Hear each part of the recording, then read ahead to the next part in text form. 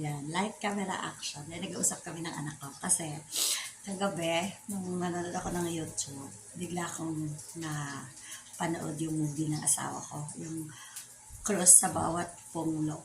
1981 niya na movie with Pepsi Paloma. Kasi ex niya si Pepsi Paloma eh. Bago nagpakamatay yun, naging sila. Kaya, yun, lady niya ng movie na yun.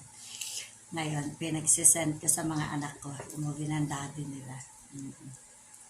Para malaman nila kung gaano ka pogi ang daddy nila, gaano ka galing umakting. Kaya ko nga pinakasalan na yung pogi.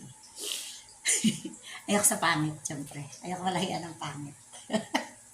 Oo. Kaya, yung mga nag-chat-chat dyan na walang karapatan, ay nakaw. Friends lang tayo.